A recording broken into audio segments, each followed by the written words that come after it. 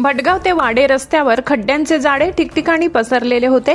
भटगाव ते कोटली, कोठली ते कनाशी, गोंडगाव ते वाडे या दरम्यान रस्त्याची मोठी दुर्दशा झाली होती।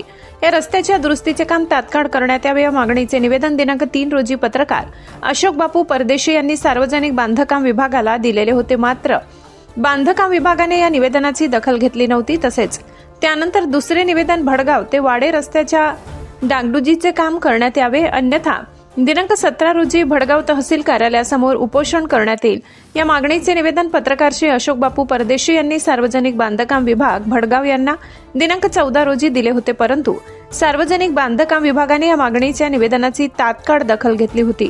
रस्त्यावर खडी टाकून कामास सुरुवात करण्यात आली। अशोक बापू परदेशी यांना लेखी पत्र मिळाल्याने उपोषण स्थगित करण्यात आले होते। भटगाव ते वाडे या रस्त्याच्या डागडुजीच्या कामाला बांधकाम विभागाने जोरदार सुरुवात केली आहे। संपूर्ण रस्त्याचे व चांगले काम करण्यात यावे, बांधकाम प्रशासनाचे पत्रकार अशोक बापू परदेशी यांच्यासह नागरिकांमार्फत आभार मानले जात आहेत। मी अशोक परदेशी पत्रकार। भटगाव ते वाडे या रस्त्याची अतिशय दुर्दशा झालेली होती। रस्त्यावर मोठ्या प्रमाणात खड्ड्याचे जाळे पसरल्याने वाहनधारकांना वाहने चालविणे मोठे कसरतीचे ठरत होते। वाहनांचे छोटे मोठे अपघात होताना दिसत होते। तरी या रस्त्याचे डागडुजीचे काम करण्यात यावे या मागणीचे निवेदन मी सुरुवातीला सार्वजनिक बांधकाम विभागाला दिलेले होते। परंतु सार्वजनिक बांधकाम विभागाने या निवेदनाची दखल घेतलेली नाही। त्यानंतर मी भटगाव पोलीस स्टेशनला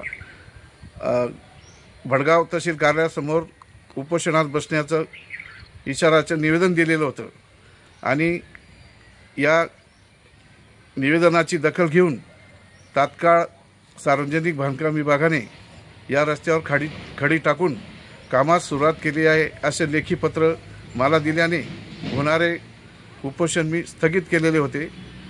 आता नुकतेच या रस्त्याचे खडीकरणाचे व खड्ड्यांमध्ये म्हणजे डागडुजीचे काम सुरू करण्यात आलेले आहे। तरी मी सार्वजनिक बांधकाम विभाग व प्रशासनाचे आभार मानतो आणि या रस्त्याचे संपूर्ण काम डागडुजीचे काम पूर्ण करून रस्ता वापरण्यास सुरू करण्यात यावा अशी मी अपेक्षा करतो। चॅनल सबस्क्राइब करा, बेल आयकॉनचे बटन दाबा, सोबत शेअर करायला विसरू नका।